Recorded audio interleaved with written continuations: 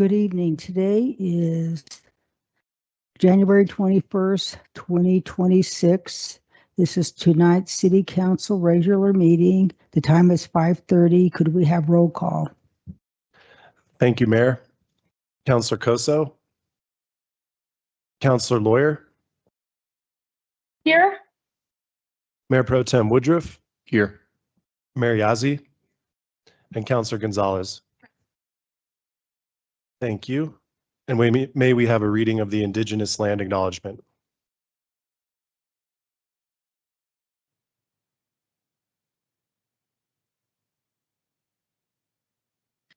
This is a call to honor and respect Indigenous sovereignty and self-determination. As residents and visitors of Durango, we are called upon to educate ourselves about the history and cultural heritage of the land we inhabit. The city of Durango is situated on the ancestral homelands and territories of the Nuchu, Ute, Jicarilla Apache, Pueblos of New Mexico, Hopi-Sinom, Hopi, and Diné Navajo nations. The original stewards of this land were forcibly removed and exposed to countless atrocities by the United States government, including repeatedly broken treaties, forced assimilation, the tragic legacy of Indian boarding schools, and the loss of ancestral homelands. We recognize lasting generational trauma exists within Native communities today. We affirm the continuing importance of ancestral sites to descendant communities as integral to the living cultural landscape. This acknowledgement only becomes meaningful when combined with accountable relationships and informed actions. May this serve as a step toward inclusion and reconciliation. And may we have an introduction to the translator. Hola, buenas tardes. Mi nombre es Liz Torres y estoy aquí con mi colega Sam Guzmán. El día de hoy estamos aquí con la Cooperativa Comunitaria del Lenguaje para ofrecerles justicia lingüística y así todos puedan hablar y escuchar en el idioma de su corazón. En un momento usted podrá seleccionar interpretación por medio del menú de más y ahí podrá seleccionar interpretación, inglés o español. Por favor, les recuerdo hablar un ritmo de conversación para que así podamos brindarle una interpretación precisa de su mensaje. Hi, good evening. My name is Liz Torres and I am here with my colleague Sam Guzman. We're here from the Community Language Co-op. And thank you so much for your commitment to language justice so that everyone can speak and hear in the language of their heart. Pretty soon you'll be able to turn on interpretation through the More menu if you're on the Teams app. And you can select language and select English or Spanish from there. And we can go ahead and get started. And the next item on the agenda is opening remarks by Mayor and Council.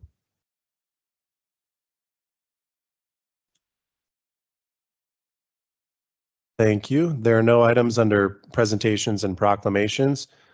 And under item 5, city manager updates. Yes, Mayor and Council, we do have a update for our police department and city hall project update with our owner's representatives with Artaic, John Usry, and Braden Demerly.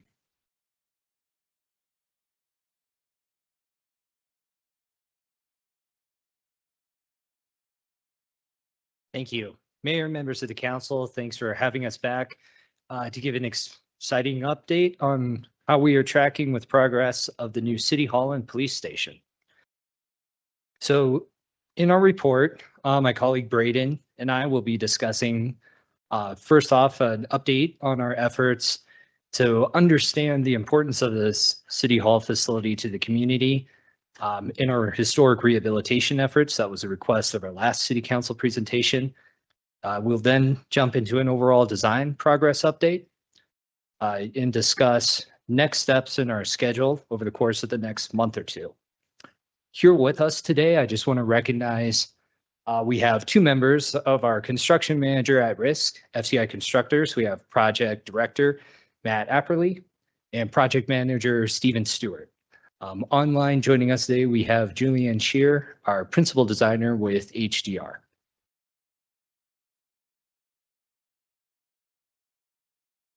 All right. As John said, I'm Braden Demerly. I'm a project manager with Artaic Group as well, representing the city with this project. I want to talk about the historical preservation efforts for this project first. We recognize that it was placed on the state and national register in 2001. and we register, and also the Durango Historic Landmark in 2025. We've accounted for the history and significance of the high school building through extensive research. For example, records, yearbooks, pictures, anything we could really find on it. As mentioned, this project is a rehabilitation project, or also known as an adaptive reuse. So our goal is to preserve and restore significant characteristics and features of the building while also updating and modifying it for current and future uses. All right. On this slide, you'll see our historic preservation experts on the left there doing their examinations of the building.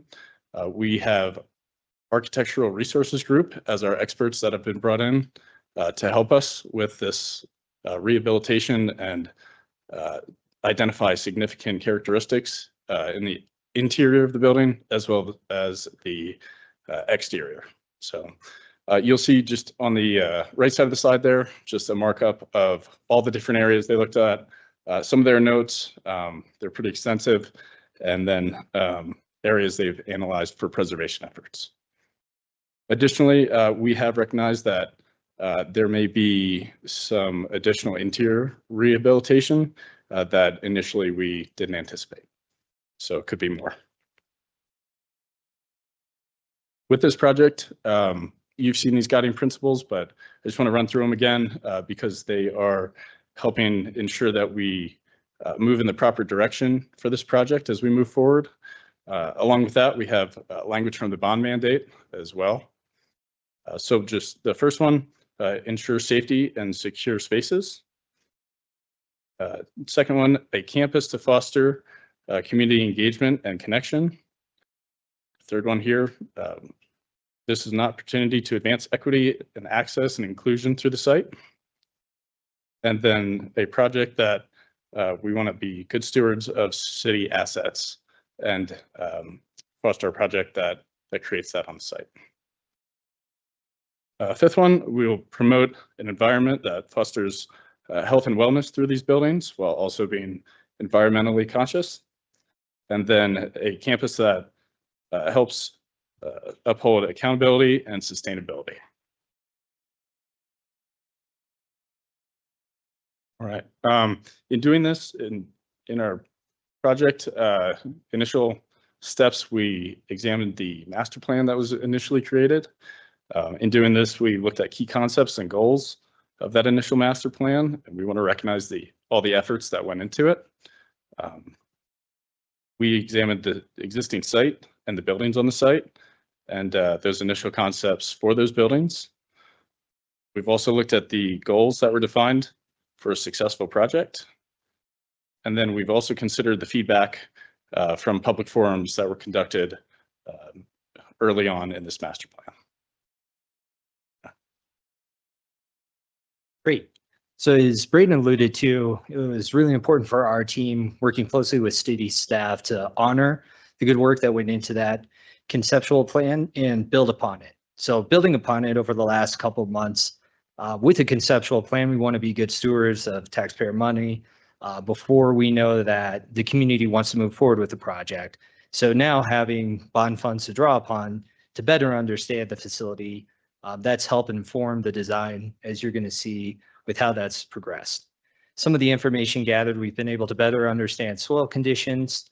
As Braden alluded to, the historical significance and opportunities within the City Hall facility, traffic studies, working on understanding cost associated with the design, and better understanding code requirements through the land use process, most importantly with a major site improvement.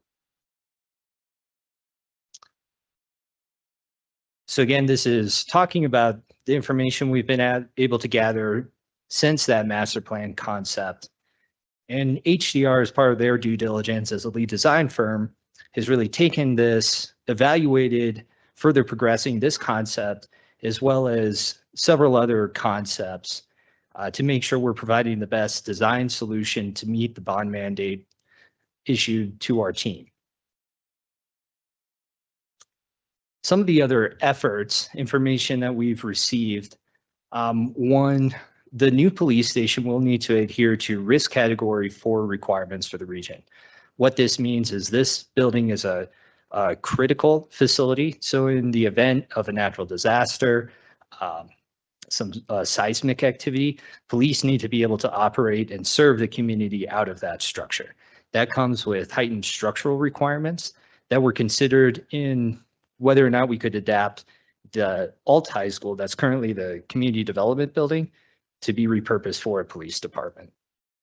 Also work to evaluate the proposed programs and refine those.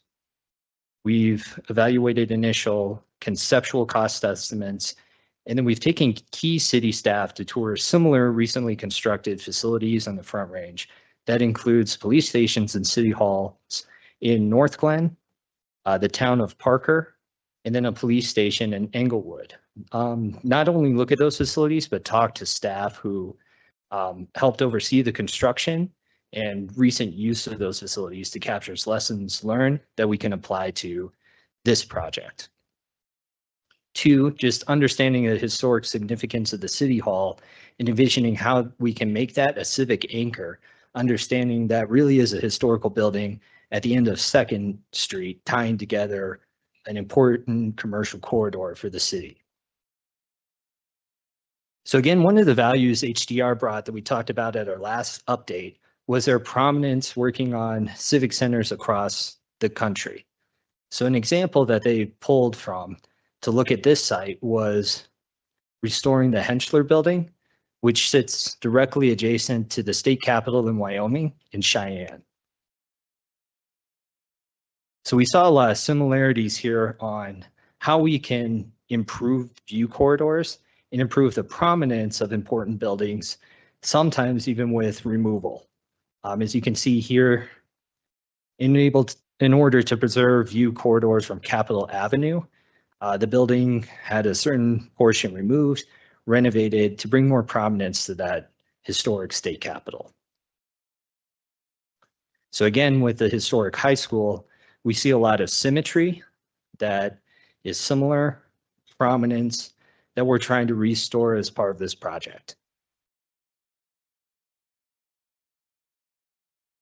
So here we're showing an alternate project concept the team has evaluated and is looking to move forward with. I'll point out a couple of the elements here. So the biggest change that you'll see is we realize there's a lot of cost that goes into renovating the current ComDev building into a police department.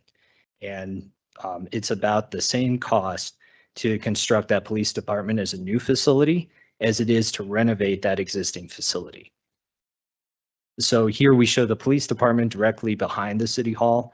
Again, that preserves the prominence of the city hall building, helps preserve that symmetry while still satisfying the program. We are also showing surface level parking on the site. We're still able to provide secure parking for police staff on the surface level. What we realized is that parking structure would also have to satisfy those risk category 4 requirements, which adds significant cost to the parking structure itself. You still have public gardens. We'll talk to the interconnectivity with Buckley Park and still have a public alley with multimodal access. So here, this design helps with the preservation of a lot of established trees on the site. It still maintains the connectivity through the site, preserves the sled hill, and overall integrates with that park feeling with the site, and incorporating quite a bit of green space and landscape elements. So with the use of surface level parking, we are committed to meeting our parking requirement counts for City Hall and the police department. One of the solutions we are further developing is repurposing the City Hall and police department site to help satisfy those parking requirements. So again, some of these modifications, we feel they're more budget aligned, help preserve those additional trees as well as park elements, help set the historical building as a focal point, still have public alley usage. And we are still adhering to city code requirements and meeting the program requirements mandated as part of the bond. So our next steps is to really gather input and inform the community. So we have several opportunities for this over the next 2 months. This is going to be in presentations of our conceptual design this month and next, looking at our landscape design, the connectivity of the campus to the surrounding community, police department, community spaces and access, and then the City Hall community space interior. Really looking at those public spaces that will incorporate some of those historic rehabilitation elements. We will also be engaging several community groups directly. This includes the Historic Preservation Board, as well as the Financial Advisory Board. We're looking to do that next week. Updates to several community groups, several of which are listed here. We will be meeting with the neighborhood, those who reside adjacent to the facility, some of those groups listed here. And then we will be hosting an Engage Durango Forum February 24th. More information can be found using the QR code shown in this slide. And then from an overall design perspective, we are looking to move into schematic design. So again, this is a conceptual design. We are still looking to fit all the pieces together with an updated cost estimate that comes with that schematic design and further evaluation of code requirements and referral agencies. And then we will be looking to give another city council update in the spring. With that, we'd like to entertain questions.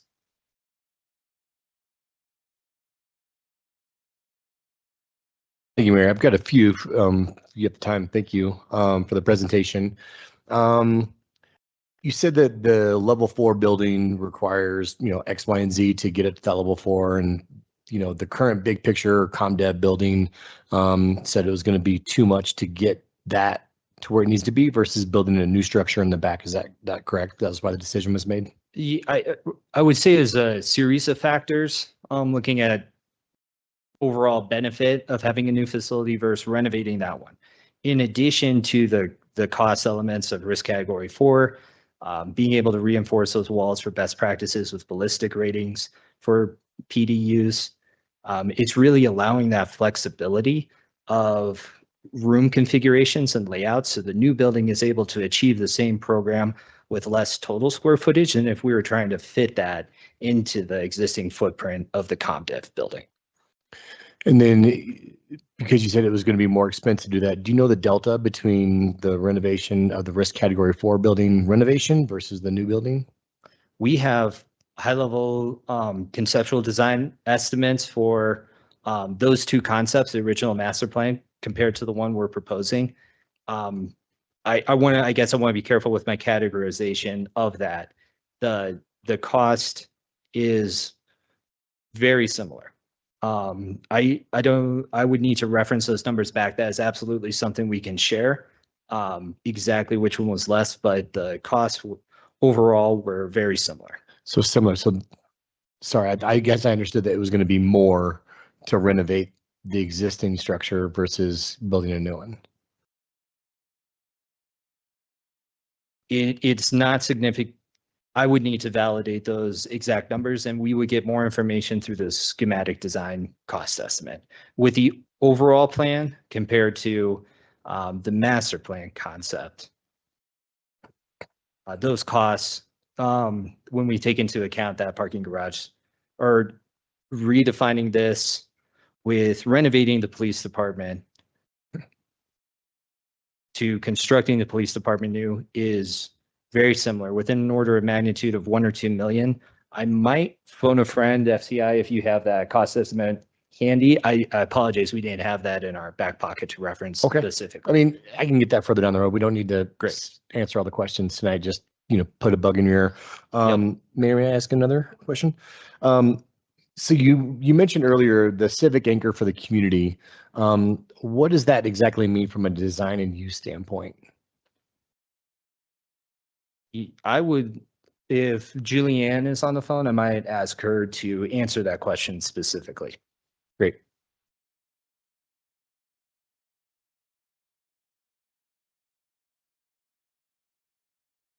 Hello, thank you. So to be a civic anchor, it's really bringing the prominence back of that site back to the community. Historically, that community is kind of the heart, has a lot of love in it, as several community members throughout the years have gone to high school there. And now looking at that, not only just as a place for the city hall, but also for the police department, we all have recognized that this has become a campus, and also its connectivity to Buckley Park. So it's really starting to feel like this heart, this civic anchor, this civic center that incorporates not only all the city services that support the community, but also gives back to the community by creating Buckley Park enhancements, better connectivity to your multimodal efforts that are going on throughout the city, and just restoring the vitality of this place in its context. Great, thank you. And then maybe this is a question for finance. What did we spend to renovate the current ComDev building to get it to where it is today?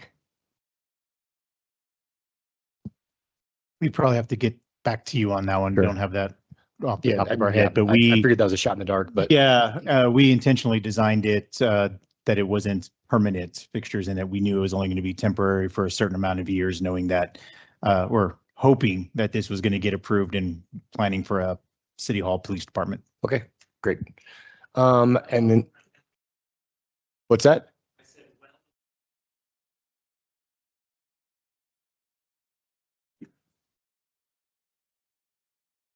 It's out of order. Dave, you got some more questions? Go ahead. Yes, the last one, if you don't mind, Mayor.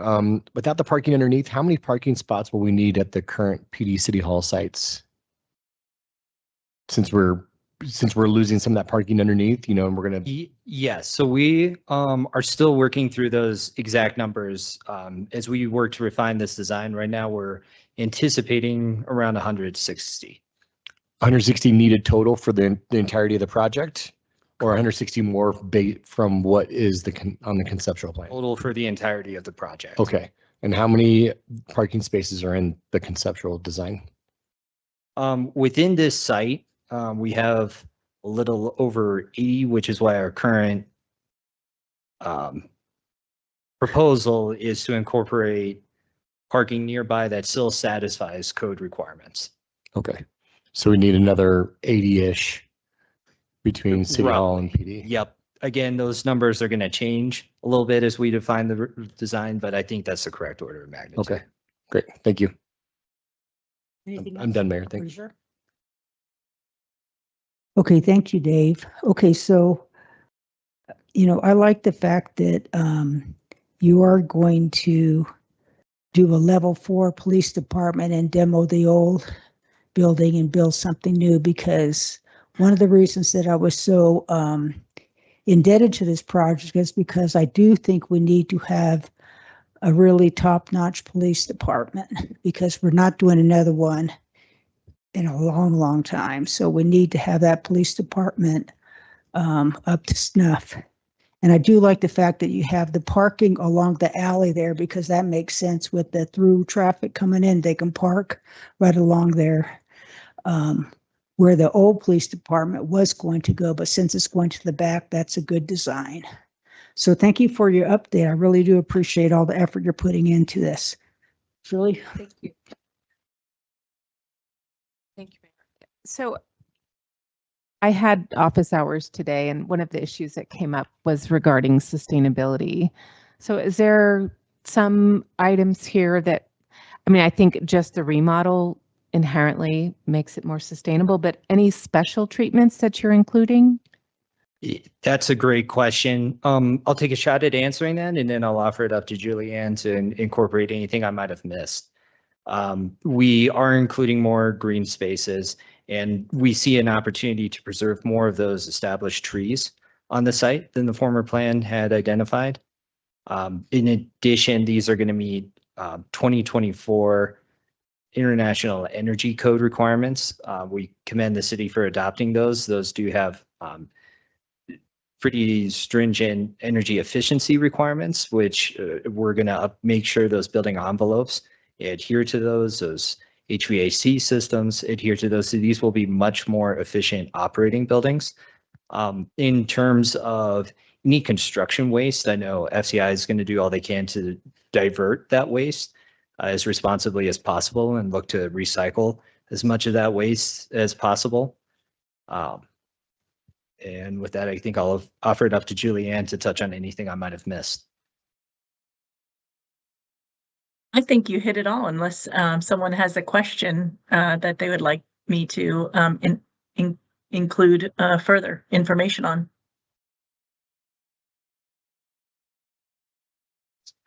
And Jessica, do you have any questions? I do. Thank you, Mayor. Sorry I can't be there today. I just wanted to chime in a couple of things that Dave had said. He was talking about the cost of the new building and how it's similar, and he thought it was going to be cost savings. But I'd probably like to clarify, I worked in construction for 8 years with Oakland Construction Company. The product we will get with the same amount of money will be highly superior to the renovated product. Is that correct? Yes, I would say that. And Julianne, I'll offer that up to you to respond to as well. Yeah, so not only the materials that are used, but it's really, it's bringing, one thing you don't often see is all that infrastructure, right? And it's bringing the existing City Hall building, bringing that up to 21st century modern, energy efficient, as well as with the new police department using more sustainable or friendlier materials, one would say, and also being more efficient and effective with everyday police work, right? If they have certain flows of their personnel, whether they're, working the police themselves, but then also those that they're working with outside from the public that they're bringing in. And there's less compromise with trying to shoehorn into something where a new, like Mayor said, is going to be effective and efficient, which then we get to have a smaller footprint because we're able to design it as such. Yeah, I was super actually excited to see this because a lot of money is usually wasted, and surely to your point, the energy efficiency, a lot of times retrofitting renovations. So yes, sometimes that's, more sustainable to keep current buildings, but it's also in the long run can be less because of lighting and envelopes and structures and stuff. And so I think that there's a balance there. Back when I was in construction, we were still doing all the LEED certification. We're not doing that for this building, correct? Great. That's correct. That's correct. And I think it's come out in recent years that is more costly and not as effective as not. So I support that. I did want to make a comment because I know that there was some talk of selling the 2 pieces of property that the current City Hall and PD sit on to offset the costs of this. And so I don't know who to direct that to, if that's Jose or someone in finance, or are we still going to be able to afford this project? I mean, I appreciate the change in scope, mostly because we are stewards of this money that just passed. And so I want to be efficient, making sure we're being responsible. But I also want to make sure we're going to be able to afford it, even if we're not potentially selling off this property because we have to use that for parking. Yes, that's a very good question. We did have that in our pro forma to sell both of those lots as a part of a place to help offset some of our cost for this project. And we continue to look at other places that we can find place to offset some of those costs. We've actually even talked with the possibility of some of those lots still could be sold, with we looking at using it as parking on the first and partnering with the developer where they may build on top of it. That's going to be more than ample parking. One of the lots is actually going to have about 21 spaces that we wouldn't have to use. So we're looking at partnering on that side. What we're looking with A and B is right now that's how we can solve the capacity issue today. Obviously, we still have more time as we continue to move forward and going through, and there may be other options that we're looking at right now that may solve it.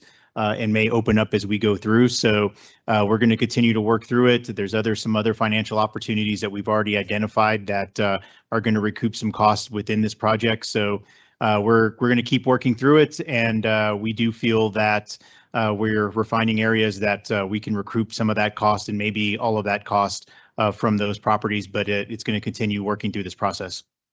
Great. Last thing, can you go back to the side by side of the old historic building and then the current? I just want us all to look at this and be like, hey, good job on all the trees that we've planted in the last little bit. And I appreciate us keeping the ski hill. I appreciate us trying to preserve those. I think it's super important that we do maintain this current look. While I love the historic, and yes, I want to obviously have that preservation. I love the outreach you guys are planning to do with the Financial Advisory Board and the Historic Board and Third Ave Boulevard. All the people keep on doing that, but I just wanted to note, we did not have that many trees back in the day and we're doing a good job. Good job, team. So thank you, Mayor. Thank you, Jessica. Any more questions? No, thank you. Thank you. Okay, so next item. Thank you, Mayor. The next item is item 6, Committee Board and Liaison reports, starting with 6.1, the Airport Commission Quarterly Report. Mayor and Council, 6.1, 6.2, and 6.3 are just reports that are customary to let you know that they're in your packet. So those are in there for your review. On 6.4, Mayor, if you want, go ahead and have Ben read that. That actually is a presentation that Mark is prepared to present to you all. Thank you. And item 6.4 is the Board of Ethics Findings Report, and we'll hand it over to our City Attorney, Mark Morgan. Thank you, Mayor and Council, City Manager. Before I get into the actual report, I want to explain that you received yesterday or day before a report from Michael Blackwell, who is the conflict counsel that was hired upon Michael Goldman's passing to make sure this matter could be concluded. You also received a public comment from Mr. Simpson himself earlier today. And I really hope that you took the time to look at that, because that's a very good snapshot into what your Board of Ethics has dealt with over the past 2 years. It's really complete with every tactic that he's used, which includes the false narrative, the deflection, the victimization that he claims, and the vilification of your appointed officials. He never actually answers the questions about what he was accused of doing in the ethics proceeding. He just deflects other people. And I can give you an example of that straight out of his comments. He says, I did not file this complaint, but he did commit ethics violations, which he never addresses.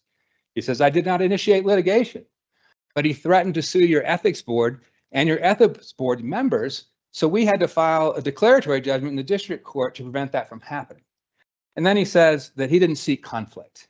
Well, all he did was seek conflict. He filed an ethics complaint against your former mayor. He filed a complaint against your Board of Ethics attorney.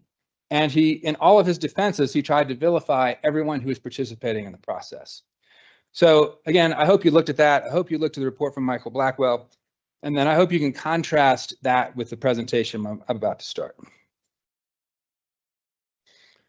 I finally got on the program with Jose and did my little mountain chart. And this affects our organizational stewardship and our engaged and informed community. But unfortunately, it does it in a negative way. We had an ethics board that's giving a ruling that found violations. And the violations reflect poorly on our organizational stewardship and properly informing and engaging our community, because as you're probably aware, the ethics findings were that someone was trying to conceal things from the public. For background, Mr. Simpson served on the Infrastructure Advisory Board from June of 2021 until its dissolution in July of 2023. During that service, he attempted to conceal emails about IAB business with Councilor Bosman from the public. And he did that by labeling them in various forms of the phrase private and/or exempt from public disclosure, or CORA. The Durango Herald published an article about the scandal, and Mayor Youssef read the article and then felt compelled to file the ethics complaint back in January 19th of 2024. The initial action of the Board of Ethics was to screen the complaint, which is their normal practice. Coming out of screening, they had several options, and they chose the option to conduct an investigation. The investigation was conducted by Michael Blackwell, the conflict counsel. And I'll stop right there and explain what conflict counsel means. Because Mr. Simpson had an ongoing suit against the city, unrelated to any of this, and because the person filing the complaint was the mayor, as your city attorney, I was conflicted out. So it's a conflict when I'm either litigating against someone, like Mr. Simpson in a different case, or I've previously represented someone like each of you on the council and Melissa Youssef at the time.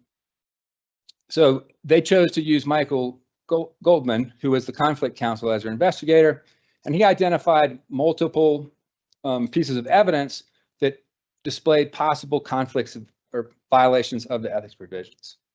In response to that investigative report, Mr. Simpson threatened to sue the BOE, threatened to sue its members, and his claim was that only a Colorado district court could make rulings on CORA. So we took him up on that challenge, and we filed a case in district court, not suing Mr. Simpson, not making him a victim, just asking the court to give us guidance on what to do now that this claim was made. Of course, the court came back and ruled, well, I'll get to that in just a minute. But anyway, the second thing he did after that report was done is he filed an ethics complaint against Mr. Goldman. So the person who did the investigative report, he filed an ethics complaint against. It's the typical, the best defense is a good offense. At the court proceeding, we filed that in December of 2024. We did it to protect your BOE and gain clarity on the CORA issues raised by Mr. Simpson. In 2025, the court ruled that we do have the ability to have an ethics board for them to enforce their ethics provisions. They also found that Mr. Simpson violated CORA by withholding those emails, and that he violated the public policy established by CORA by marking him with those phrases not subject to public disclosure. So after the district court ruling, there was a supplemental investigative report based on the court ruling that was provided to the BOE, and then the BOE took up more than a dozen dilatory and terminal motions filed by Mr. Simpson. So I refer to it in one of our pleadings as a fury of filings, where Mr. Simpson filed things in every jurisdiction he could find to try to delay or stop or have this matter dismissed. A summary of those meritless motions and complaints filed by Mr. Simpson follows. On April 22nd, Mr. Simpson filed an ethics complaint against Special Counsel Michael Goldman, alleging ex parte communications with Mayor Youssef. It was dismissed as frivolous and intended to harass. Mr. Simpson filed a complaint against Ms. Youssef on May 24, 2024, with the state. He attempted to leverage the dismissal of that complaint for the dismissal of this complaint. He then tried to disqualify two of your ethics board members based on that same filing. Mayor Youssef, who I'm representing because you guys appointed me to represent her, because everything she did when she was under the advice and with the blessing of this council. I have a motion to dismiss that complaint pending with the state. The state is very slow.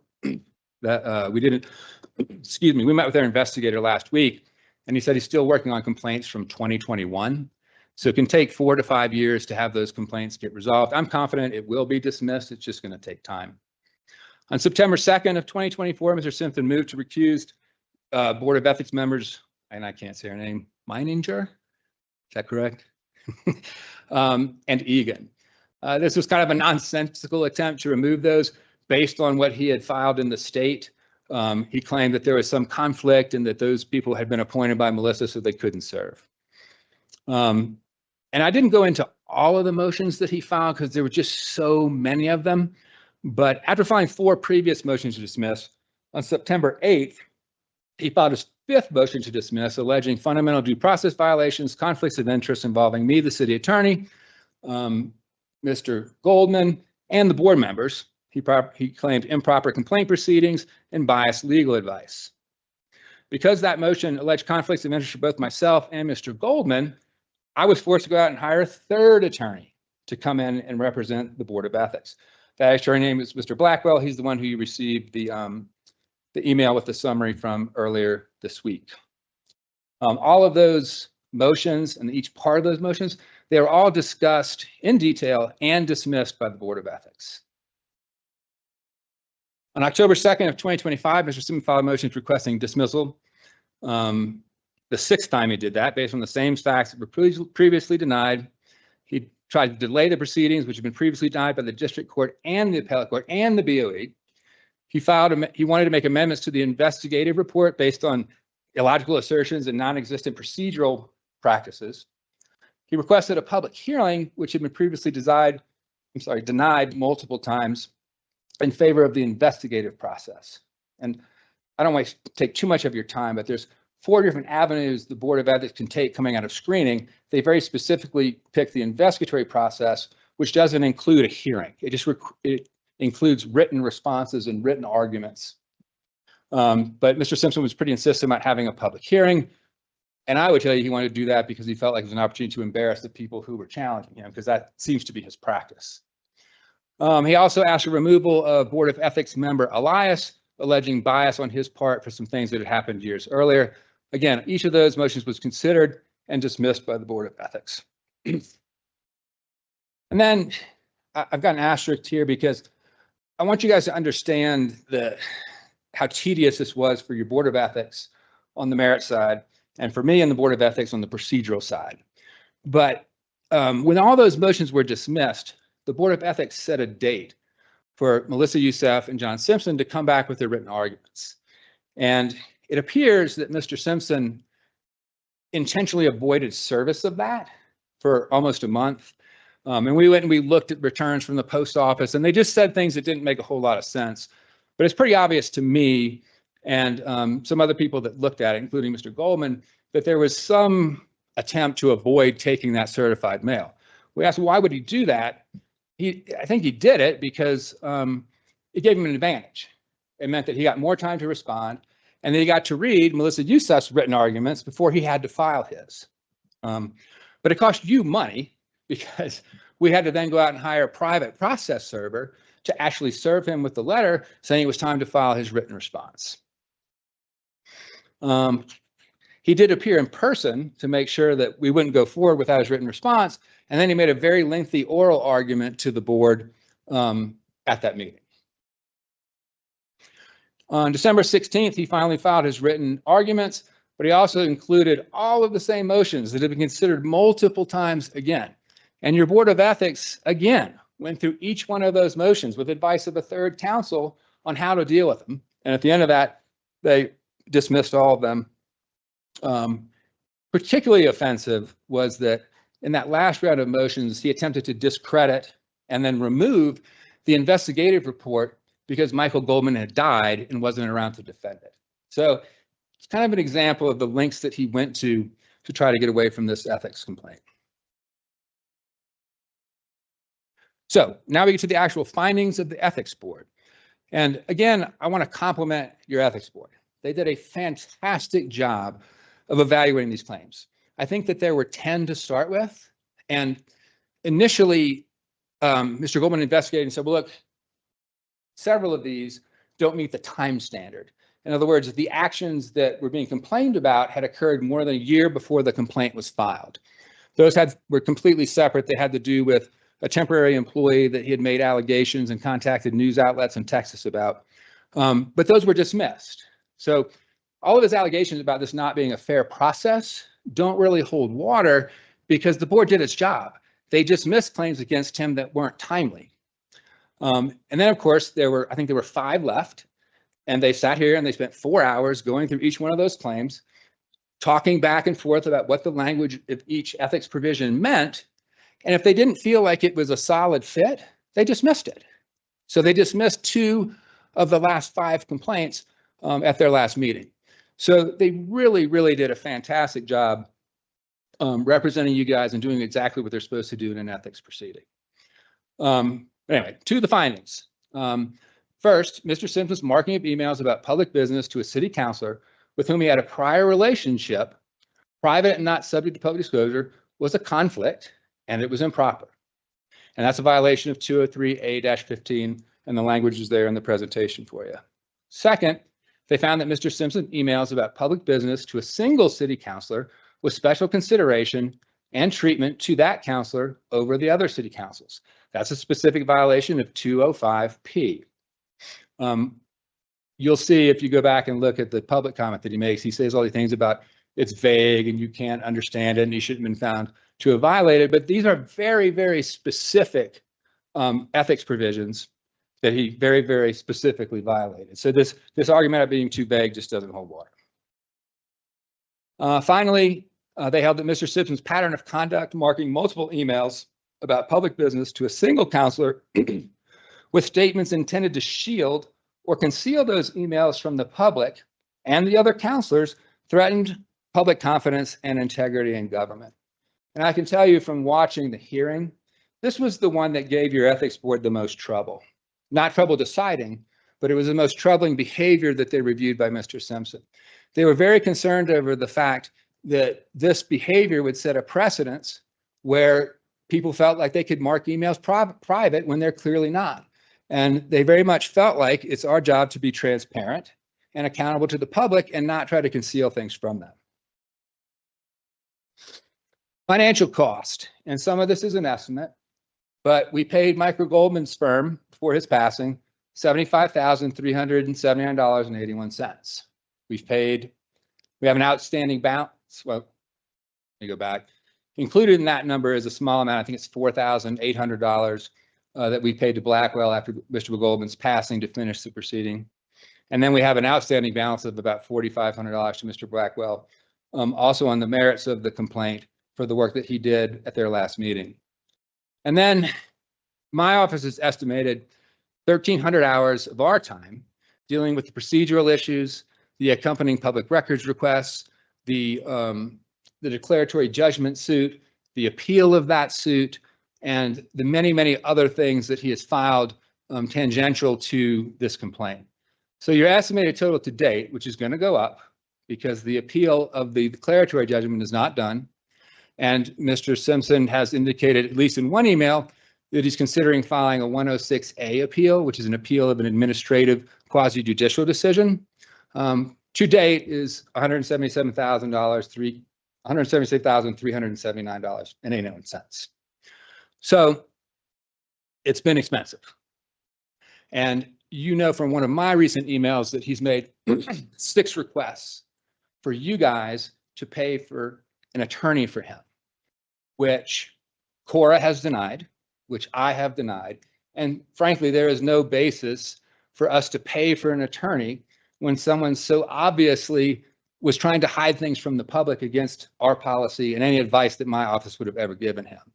So, had somehow he been successful in claiming we owed him a defense, this would have cost even more. Next steps, now that the ethics board has findings, it comes to you for penalties. That's very specific in the code under section 2-209. And then I listed there for you directly from the code what your options for penalties will be. Those penalties will come before you when one of you directs me to put a resolution to consider penalties. And after this presentation, it would be appropriate for one of you to do that at your convenience or your discretion. Happy to answer any questions. I'm very sorry that Council Lawyer isn't here to clap for me on my second presentation conclusion, but can I answer any questions? No questions, but thank you for, you took this on from the very beginning of your start here at the city. So thanks for your diligence in all this. And I'm sorry that it came down to as long as it did, but I appreciate you in the office and your expertise in finding the secondary and even third councils to try to navigate our way through this process. So thank you. And I forgot to mention, I think we've been through more than a dozen Board of Ethics members. Some of them send in their resignation letters, which are very plain vanilla. I'm requiring for personal reasons or family reasons. But every chance I had, I did exit interviews with them.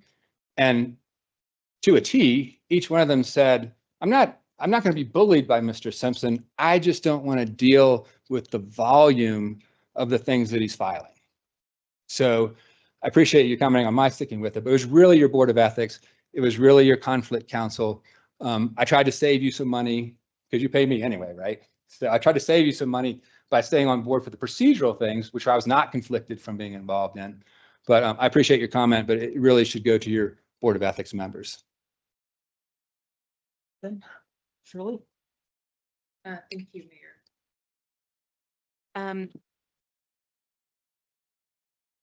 So Mark, you have here listed next steps. Upon findings of the Board of Ethics, the City Council shall consider appropriate penalties.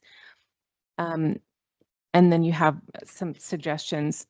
I have never experienced this before.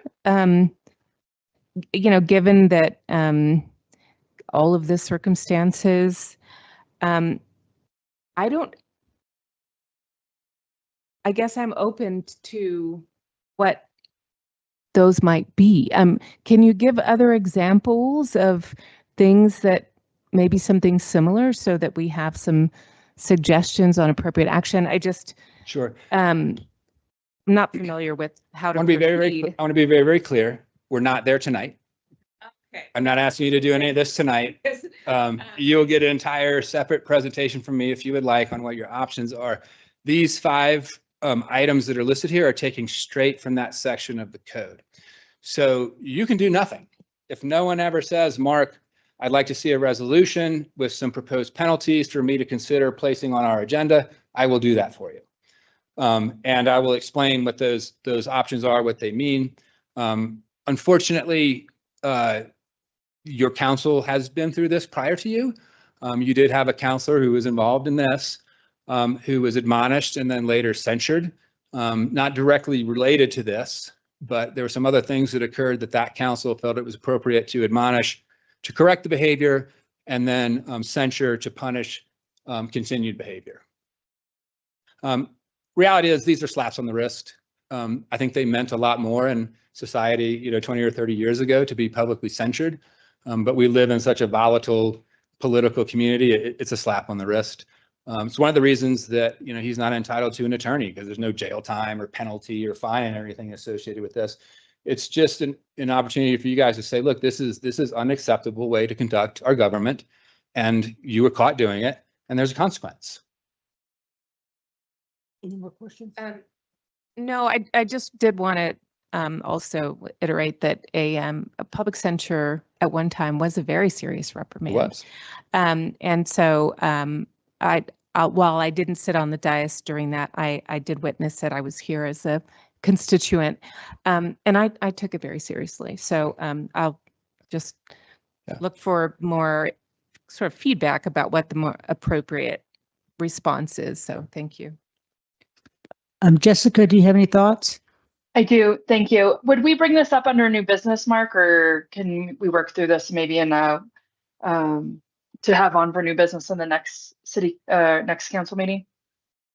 I didn't catch all of what you said, but yeah, it would be appropriate to bring up some direction to me under new business. Great. Can you hear me well or no? Yeah. Okay. I'm just because I did want to say thank you. That was one question I had, but I did want to say a few words about our Board of Ethics real quick, if I could. I just wanted, in the wake of the recent investigation and ruling regarding John Simpson, a former advisory board member, I want to express my profound gratitude to the Board of Ethics for their unwavering commitment to the truth. I think they were tasked with a high-profile, high-pressure investigation, and they delivered a fair and balanced ruling that holds our city to the high standards our residents deserve. I want us to be honest about how difficult that road was. I know some counselors weren't here for this whole endeavor, but it was not a standard administrative review. Our Board of Ethics members, volunteers from our community, were forced to navigate a documented pattern of harassment. They performed their duties while a single individual inundated our city with over 3,000 emails in a single year and filed more than 50 meritless allegations. Our legal department had to dedicate 30% of its resources just to investigate and respond to these false claims. The pressure on these volunteers was immense, and we saw that when we kept having them resign and drop off when we were facing times of not being able to fill those seats. They faced threats, had their lives pulled into the public eye, and were subjects to pointed media scrutiny. We saw the toll this took as we struggled to fill the vacant seats on this board in the midst of this case. To those past members who began this work, and to the current members who stepped up to finish it, I want to say thank you. You stayed strong when the individual involved attempted to interfere with your investigation and challenge the very qualifications of your professional advisors. Despite accusations of vague or unreliable findings, the facts of this case are clear. The Board of Ethics ruling found that these actions were taken outside the scope of an official appointment and violated 3 separate ethics provisions. They stood firm even as city employees were personally targeted. In litigation, city leaders were subjected to communications containing racist and misogynistic undertones. It is a sobering reality that we live in a political state where service often results in being targeted. We have seen our city councilors attacked, staff members attacked, and our Board of Ethics volunteers attacked. As one counselor, I want to say clearly this is not who we are as a community. Public service should be defined as a shared love for Durango, not by an individual's ability to endure harassment disguised as legitimate communication. I hope this ruling marks the end of this chapter. I hope this is the last time a volunteer's life is upended for doing their job. But if it isn't, I take great comfort in knowing that Durango has a Board of Ethics that cannot be intimidated and a system that prioritizes integrity over influence. To our Board of Ethics, you have protected the soul of our local government. Thank you for your service. That is all, Mayor. Thank you. Thank you, Jessica. Well, my sentiments are the same as Jessica. She said it all very well, but I would like to thank the staff and the ethics board and our attorney and our executive staff for having to put up with this kind of behavior. It's just unacceptable. And hopefully going forward, we can find a more supportive community here in Durango. So thank you.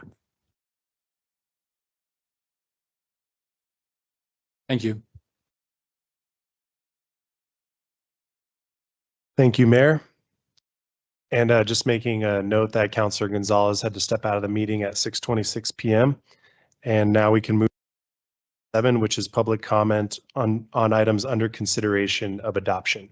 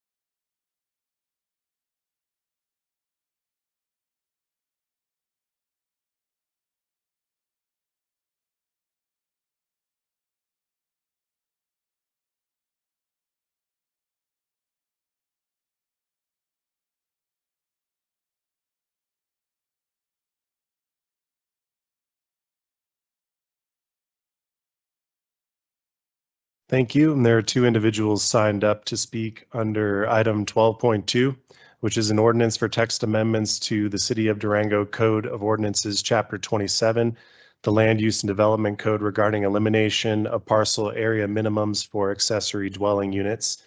And the first person signed up is Chris Paulson, who's here with us.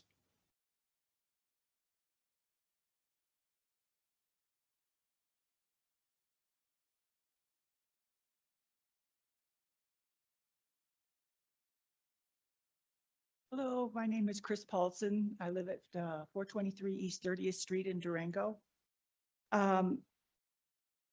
So I was at the study session on January 6th, and I appreciate staff putting together this information.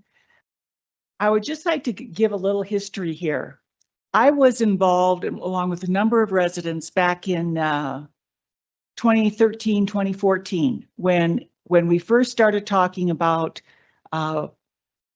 allowing ADUs in neighborhoods, EN 1, 2, and 3, were basically single family zoning. There was a lot of public input. There was a lot of public engagement. And so people were able to voice their concerns and be involved.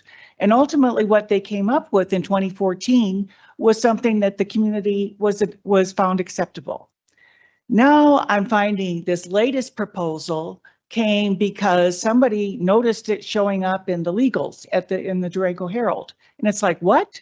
They're eliminating minimum lot sizes when we went through all of this process back in 2014. And then not only that, I find out that there had been regular changes, basically loosening of all of these procedures that had been agreed upon by the community in 2015, 2019, 2022, and 2023. And they took away there was supposed to be no variances. Now they have integrated ADUs can go in any neighborhood. And there was some other changes as well. And so related to parking, off-street parking was demanded as far as the initial regulations. So my concern is the public has not been involved.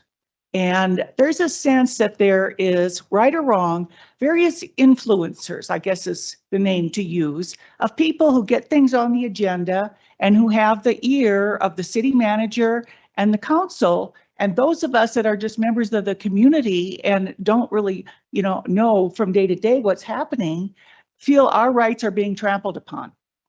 So how do we correct this? I've only got 34 seconds left. You have this public Engage Durango.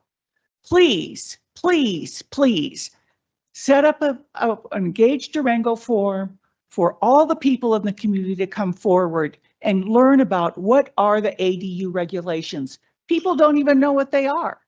So, because they've been changed so many times since these were initially adopted. So that would be my request, not to, before you do anything further, there needs to be much more community engagement on this topic. That's all I have. Thanks.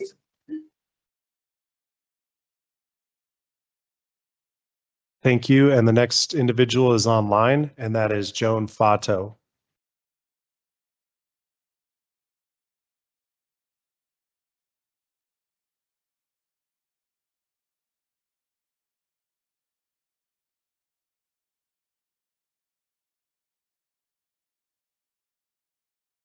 Joan, you can unmute your microphone.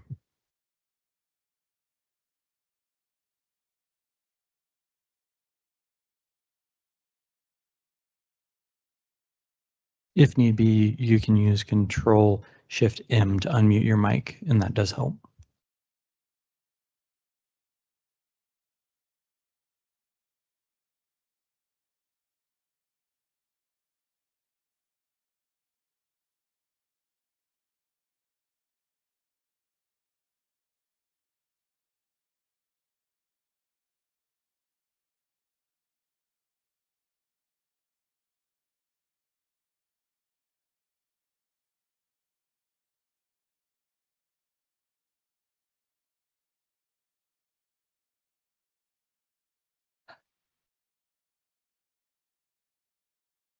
Are we having any success?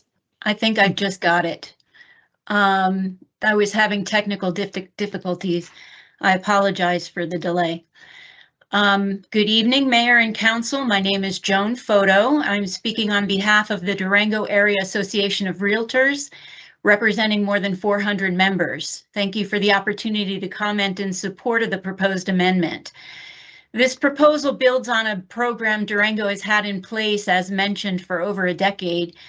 This has shown, one, that homeowners value ADUs, and 2, that they integrate into neighborhoods without widespread disruption. The amendment broadens where detached ADUs may be built while maintaining restrictions in areas without alley access where emergency service and access concerns are valid. This is careful planning, not a one-size-fits-all approach. From a realtor perspective, we see daily how difficult it is for local workers to find housing in Durango.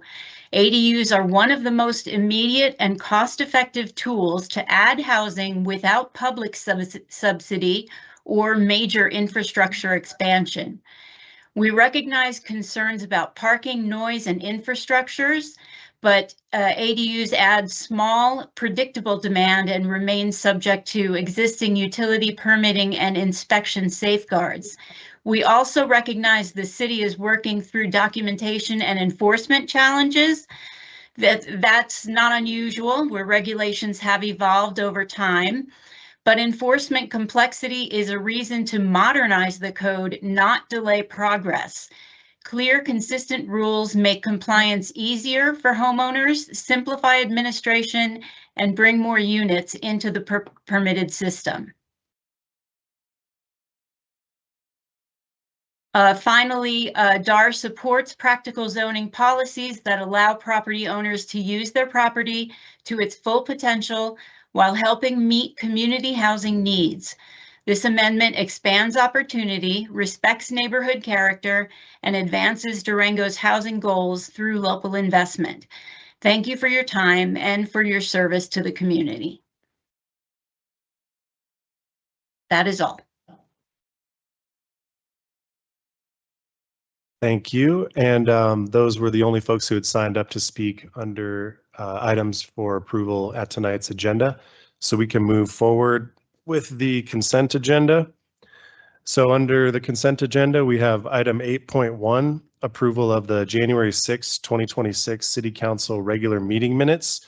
Under 8.2, final reading of ordinances, we have approval of ordinance 2026-1 to annex 1720 County Road 240 and approve the initial zoning.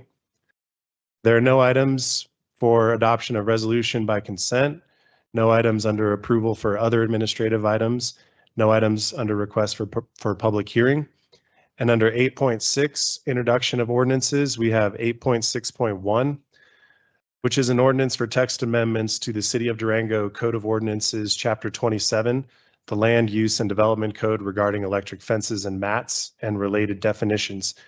8.6.2 is an ordinance for text amendments to the City of Durango Code of Ordinances, Chapter 6, buildings and building regulations regarding electric fences and mats. And then there are no requests for excused absences. Jessica, would you like any item to pull? No, I'm good. Dave? No, ma'am, I move to approve the agenda, the consent agenda as presented. Okay, I I'll second. second. Oh, Okay. sorry. Discussion? No discussion. Could we have a vote? Counselor Lawyer, Yes. Mayor Pro Tem Woodruff, Yes. and Mayor Yazzie. Yes. Thank you. There are no public hearings scheduled for tonight. There are no resolutions to be approved.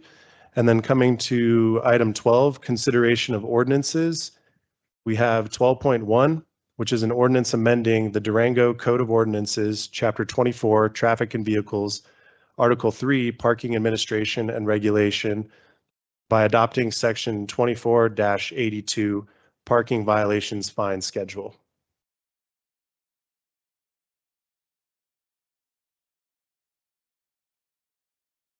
Good evening, councilors, mayor, and city manager. I am Tracy Schonder, the parking operations manager with the transportation department. And today we are looking to update the parking fine schedule of ordinances. And this falls within reliable infrastructure, community, and connectivity for this code update. So a little bit of background on why we are here today. So back in 2021 of June, The state of Colorado amended the parking code for 24-68 for parking privileges for persons with disabilities. And last year, June of 2025, the city of Durango adopted those through resolution into our code of ordinances. And so we are seeking to amend the parking fines and fee schedule to be in compliance with those state regulations. The specifics of the amendments are in your code, in your agenda packet. We do not have any say in the adjustment of fines per code requirements. And lastly, a portion of these fines we collect will go back to the state of Colorado's Disability Parking Education and Enforcement Fund. Any questions?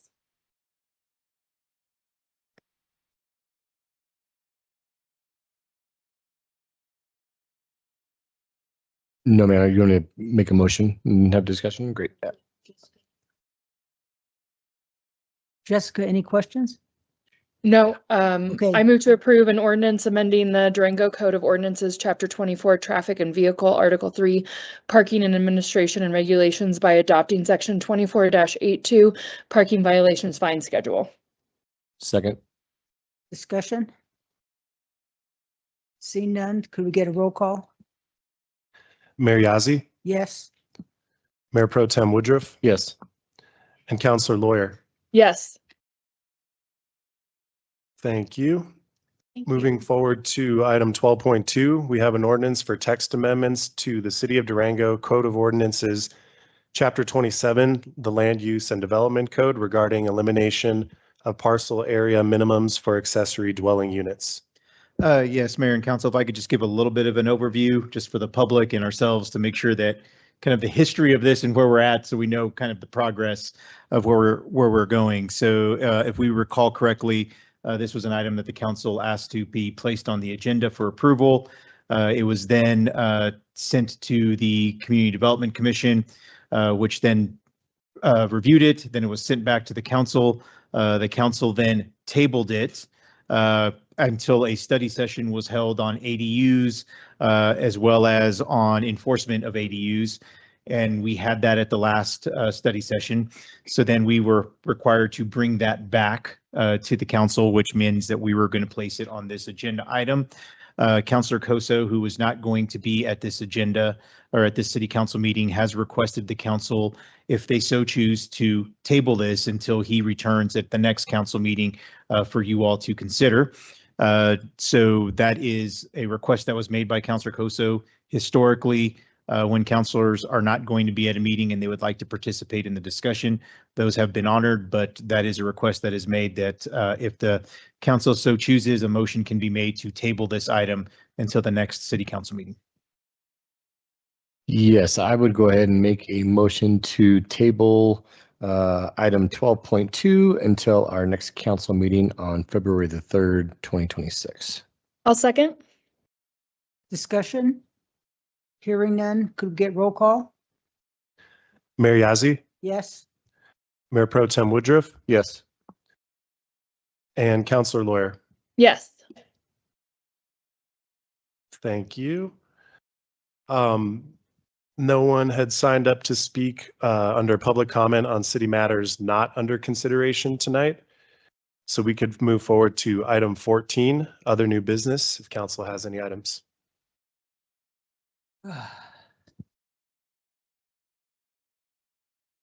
All righty. I would like to add one new item of business, and that would be the recommendation by Mark to go ahead and go forward with finishing out this ethics violation. So we can just hear more about it at another session. Or would you like to make that a executive session? I don't think it needs to be done in executive session. And what I'll do is that last slide, I'll formally present what those options are, what they mean, and then advise you or help you draft a resolution to go with one or all of those options. So I guess it would come back as a directive. All righty. Anything else? Would you like anything else added? Nope. Jessica, anything else added to the new agenda items? Nope, nothing from me. Thank you, Mayor. All righty, we're off to item 15, which is adjournment, so we're done. Thank you. Thank you all. Have a good night. Good night.